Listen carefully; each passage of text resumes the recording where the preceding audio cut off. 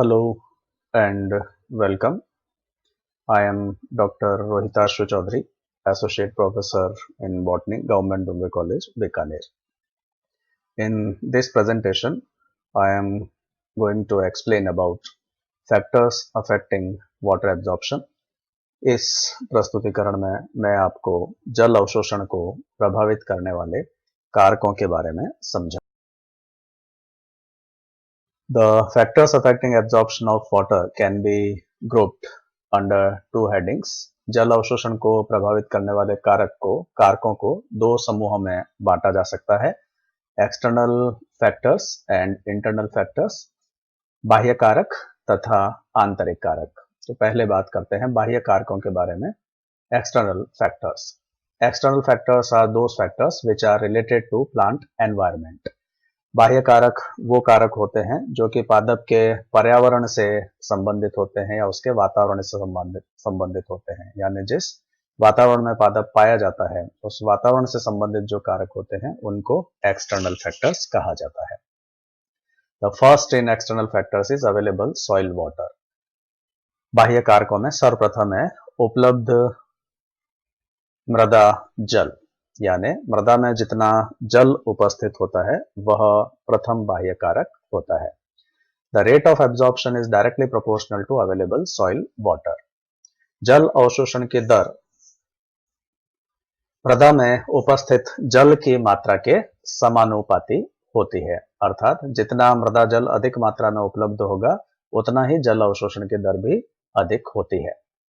Sufficient amount of water should be present in the soil in such form which can easily be absorbed by the plant. यहाँ जल से तात्पर्य जल की उस मात्रा से है जो पादप को अवशोषण के लिए आसानी से उपलब्ध होती है, और जैसा कि हम जानते हैं पादप जिस जल का अवशोषण करते हैं उस जल को कैपिलरी वाटर या केशिका जल कहा जाता है। So usually the plants absorb capillary water. Other forms of water in the soil are not available to plants.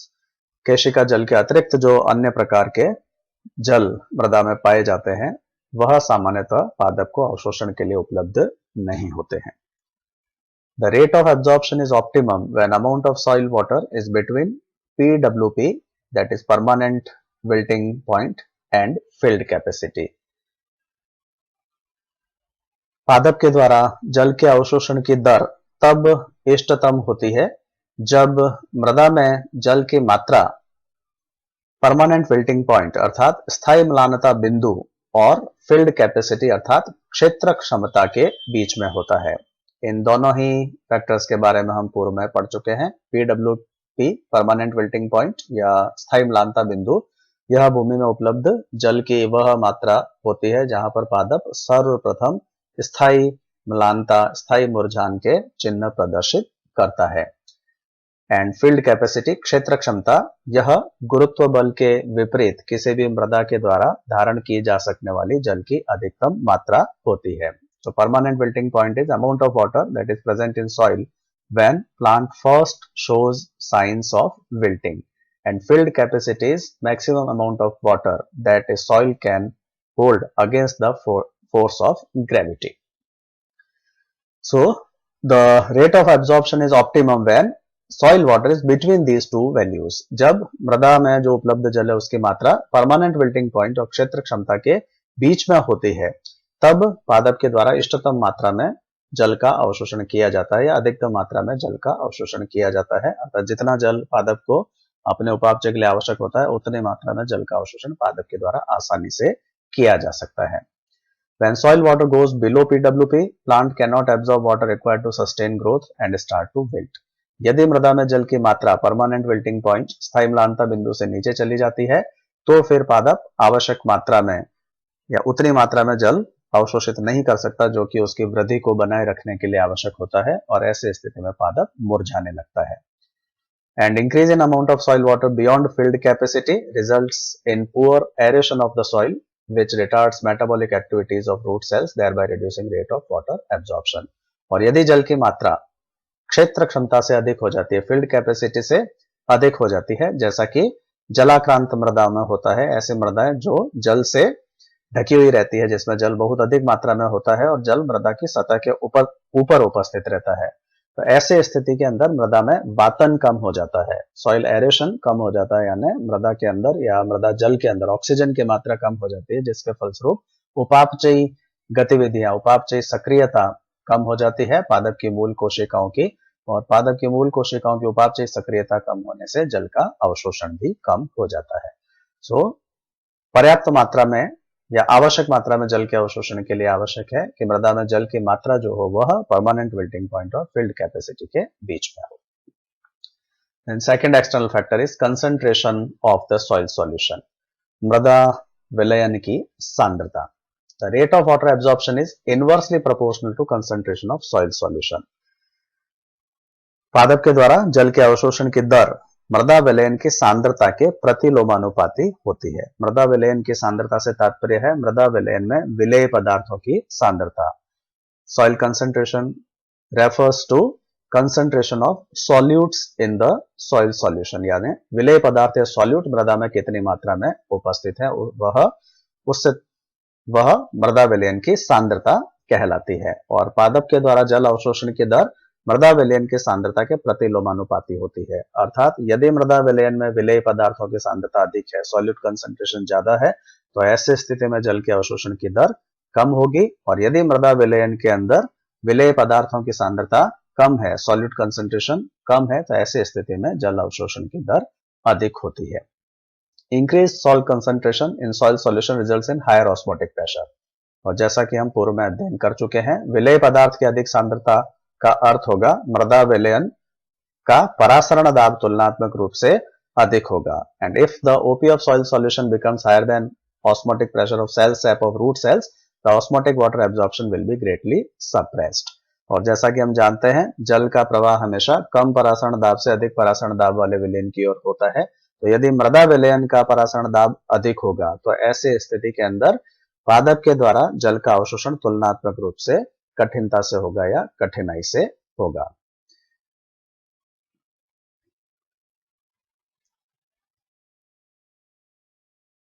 Therefore, absorption of water is poor in saline soils and marshes.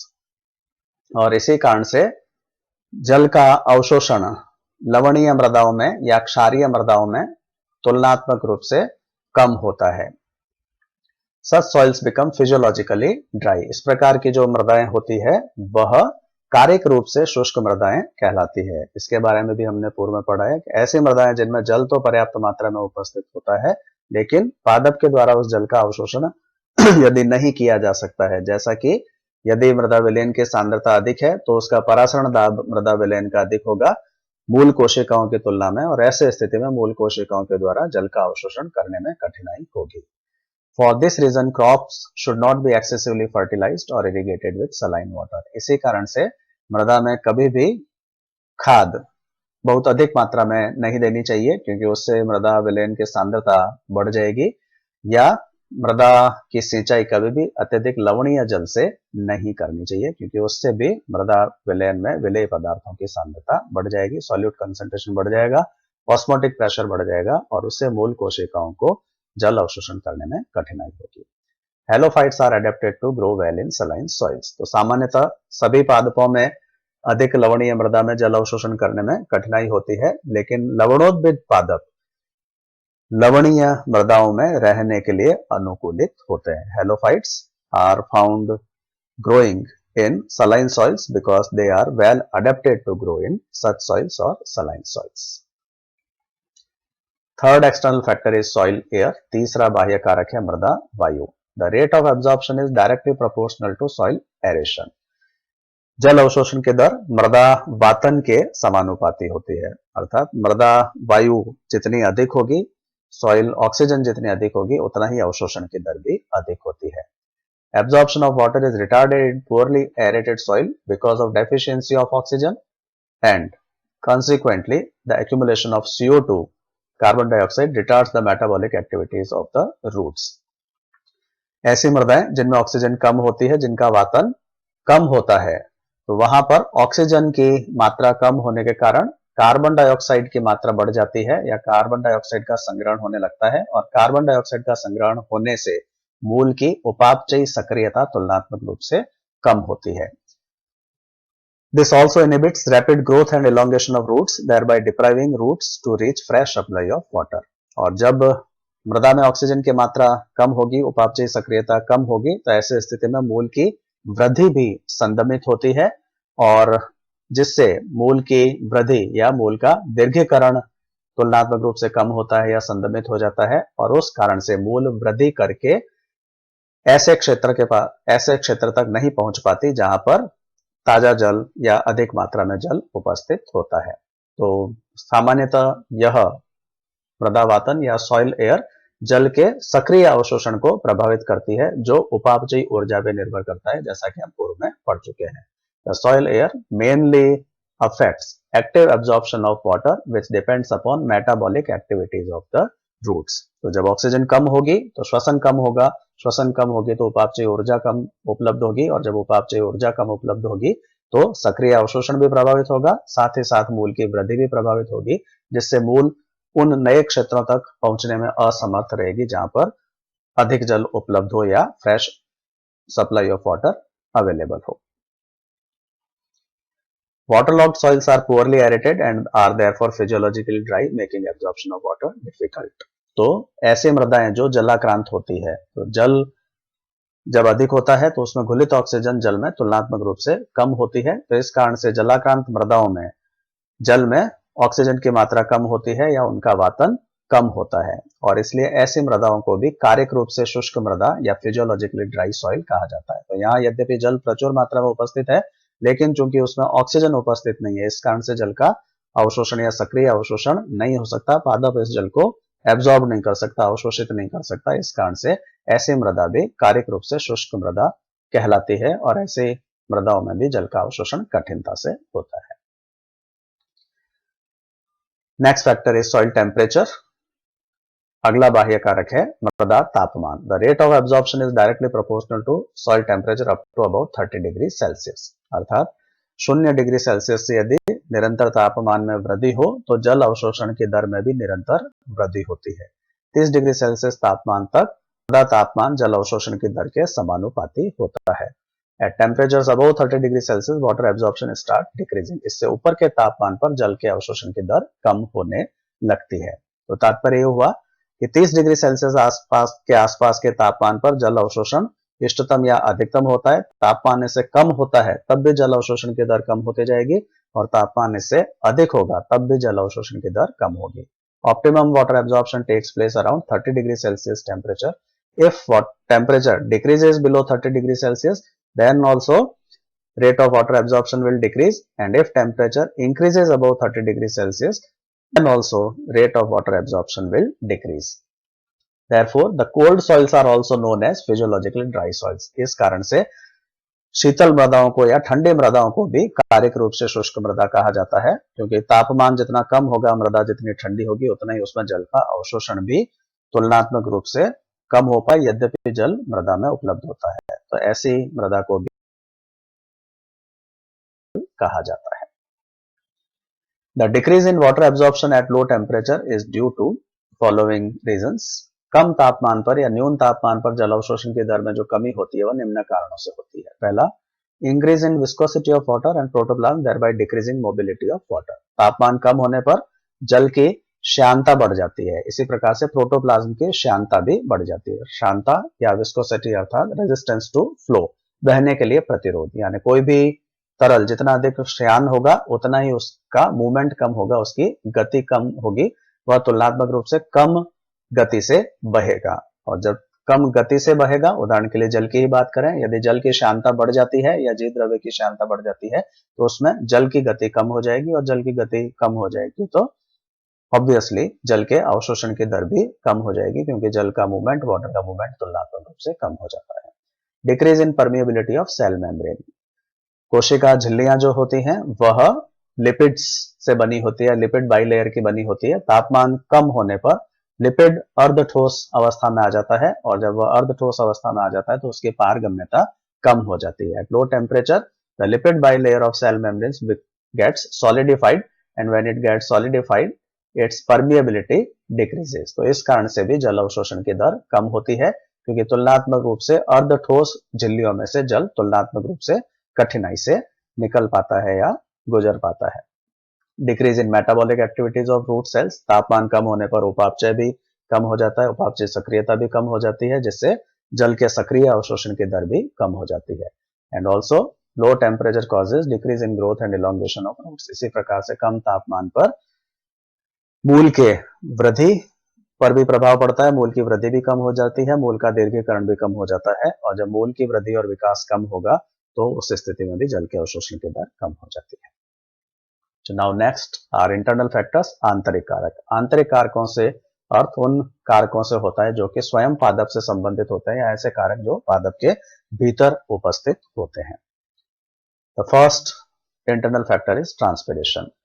जैसा कि हम पूर्व में पढ़ चुके हैं, जल का अवशोषण मुख्यतः निष्क्रिय क्रियाविधि के द्वारा होता है, और निष्क्रिय जल अवशोषण वाष्पोत्सर्जन पर निर्भर करता है। तो इस कारण से जल अवशोषण की दर या निष्क्रिय जल अवशोषण की दर जो होती है वह वाष्पोत्सर्जन की दर के समानुपाती होती है। The rate of water absorption is directly proportional to rate of transpiration because passive absorption is driven by tension created by transpiration. Thus any factor affecting transpiration will also affect water absorption। तो इस कारण से ये सभी कारक जो वाष्पोत्सर्जन को प्रभावित करते हैं वह जल अवशोषण को भी प्रभावित करेंगे। वाष्पोत्सर्जन बढ़ाने वाले कारकों से जल का अवशोषण भी बढ़ेगा, और वह सभी कारक जो वाष्पोत्सर्जन को कम करते हैं, घटाते हैं, तो उनसे जल का अवशोषण भी कम होगा।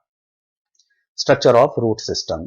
चूंकि जल का अवशोषण मूल के द्वारा ही किया जाता है, तो जितना मूल अधिक विकसित होगी, जितना उसमें मूल रोम अधिक होंगे, जितना उसका सतह का क्षेत्रफल अधिक होगा, उतना ही जल का अवशोषण भी तुलनात्मक रूप से अधिक होगा। So the absorption of water also depends upon structure and development of root system. Extensive root hair and root surface area facilitate absorption of water. In conifers, root hair are absent and water absorption is facilitated by mycorrhizal hyphae. Conifers जो कि gymnosperms अनावृत बीजी पादपों का एक समूह है, उनमें मूल रोम नहीं पाए जाते, रूट हेयर एब्सेंट होते हैं। और जैसा हम अध्ययन कर चुके हैं कि मूल रोम के द्वारा ही अधिकांश जल का अवशोषण होता है। चूंकि इन पादपों में मूल रोम नहीं होते, अतः जल अवशोषण के लिए इनमें एक विशेष प्रकार की संरचनाएं पाई जाती है, या यह एक विशेष प्रकार के कवक के साथ सहजीवी इन संबंध में पाए जाते हैं। इन कवक को माइकोराइजा कहा जाता है। तो माइकोराइजा में जो कवक तंतु होते हैं, वह कवक तंतु इनमें जल का अवशोषण करते हैं। तो चूंकि मूल रोम अनुपस्थित होते हैं, तो मूल रोम के स्थान पर इनमें सहजीवी माइकोराइजल कवक के तंतु पाए जाते हैं, और इन कवक तंतुओं के द्वारा माइकोराइजल हाइफी के द्वारा ही कोनिफर पादपों में जल का अवशोषण किया जाता है मूल रोम की। Third internal factor is metabolism, उपापचय। The rate of active water absorption is directly proportional to metabolism as metabolic energy is required in active water absorption। तो यहाँ जो सक्रिय प्रकार का जल अवशोषण होता है वह प्रत्यक्ष रूप से उपापचयी ऊर्जा पर निर्भर करता है, और इसलिए जल के अवशोषण की दर उपापचय के समानुपाती होती है, क्योंकि सक्रिय अवशोषण में उपापचयी ऊर्जा की आवश्यकता होती है जल के अवशोषण के लिए। Metabolism also affects water absorption indirectly as root growth is also associated with metabolism। तो एक इस प्रकार से उपापचय प्रत्यक्ष रूप से तो जल अवशोषण को प्रभावित करता ही है, क्योंकि अवशोषण सक्रिय जल अवशोषण के लिए उपापचय ऊर्जा की आवश्यकता होती है। उसके अलावा उपापचय अप्रत्यक्ष रूप से भी जल के अवशोषण को प्रभावित करता है, क्योंकि उपापचय के द्वारा ही मूल की वृद्धि नियंत्रित होती है, और जितना मूल की वृद्धि अधिक होगी, यानी जितना उपापचय अधिक होगा उतना ही मूल की वृद्धि भी अधिक होगी, तो जल का अवशोषण भी अधिक होगा। यदि उपापचय कम होगा तो मूल की वृद्धि भी कम होगी, और उसके फलस्वरूप जल का अवशोषण भी तुलनात्मक रूप से कम होगा। So after these factors which affect absorption of water, now two important things. First is velamen. Many epiphytic orchids develop a special aerial adventitious roots which absorb moisture from the atmosphere। अनेक अधिपादपी orchid पादपों में एक विशेष प्रकार की वायवीय अपस्थानिक मूल निर्मित हो जाती है, जो वायुमंडल से नमी का अवशोषण कर सकती है, वायुमंडलीय नमी का अवशोषण कर सकती है। तो अधिपादप ऑर्किड, इन अधिपादपी ऑर्किड्स के अंदर एक की अपस्थानिक मूल के अंदर एक विशेष प्रकार का जल अवशोषी ऊतक पाया जाता है, जिसे वेलामेन कहा जाता है, जो कि इन मूल के वलकुट के चारों ओर उपस्थित होता है. Special water absorbing tissue called velamen is present around the cortex of such roots and which absorbs moisture from the atmosphere for the orchids.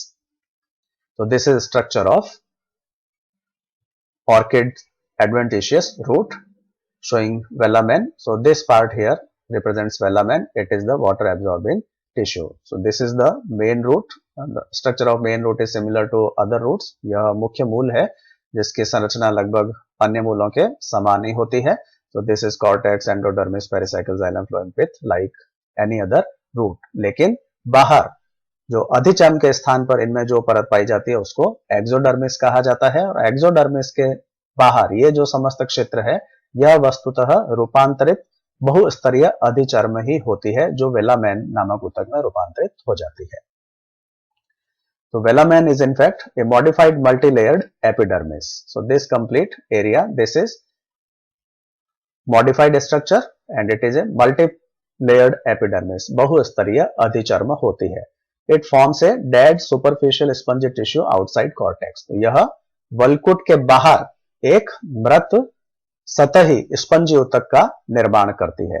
यह सतही स्पंजी ऊतक जो होता है वह रंगहीन मृत कोशिकाओं से निर्मित होता है. कोशिकाएं रिक्त होती है और इन रिक्त कोशिकाओं में वायुमंडल के द्वारा अवशोषित नमी को संग्रहित करके रखा जाता है, जो कि कुछ समय पश्चात यानी अवशोषण के पश्चात यह मूल के जाइलम को, यह नमी मूल के जाइलम को स्थानांतरित कर दी जाती है through exodermis, cortex, endodermis and pericycle. तो यह वेलामेन ऊतक मृत रंगहीन कोशिकाओं से बना होता है. कोशिकाएं खाली होती है. इन खाली कोशिकाओं में वायुमंडलीय नमी का अवशोषण होता है. तो यह वायुमंडलीय नमी जल के रूप में इनमें संग्रहित हो जाती है और फिर धीरे धीरे यह जल या नमी धीरे धीरे मूल के इन ऊतकों से होते हुए अंततः मूल जाइलम तक पहुंचा दी जाती है.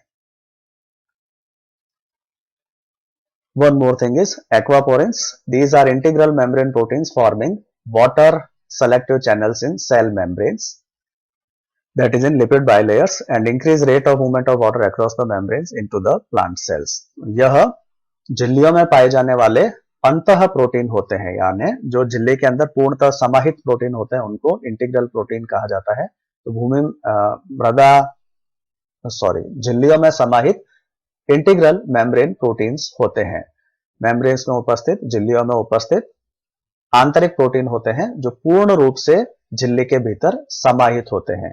And they form water selective channels in cell membrane. यह कोशिका झिल्लियों में जल के लिए चयनात्मक चैनल्स का निर्माण करते हैं, यानी झिल्ली की लिपिड बाइलेयर में एक जल के लिए चैनल का निर्माण करते हैं. जल के लिए चैनल से तात्पर्य एक ऐसा स्थान जहां से होते हुए जल के अणु एक ओर से दूसरी ओर गमन कर सकते हैं. और इस प्रकार से झिल्लियों में से जल के गमन की दर तुलनात्मक रूप से अधिक हो जाती है. They increase rate of movement of water across the membrane into the plant cells.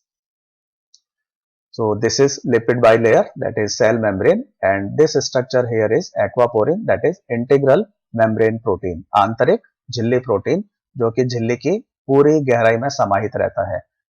And this is the channel formed by this protein. इस प्रोटीन के द्वारा जो चैनल निर्मित होता है वो ये है. तो बाहर जो जल के अणु है, कोशिका के बाहर जो जल के अणु उपस्थित होते हैं वह इस चैनल में से होते हुए कोशिका के भीतर गमन कर सकते हैं. So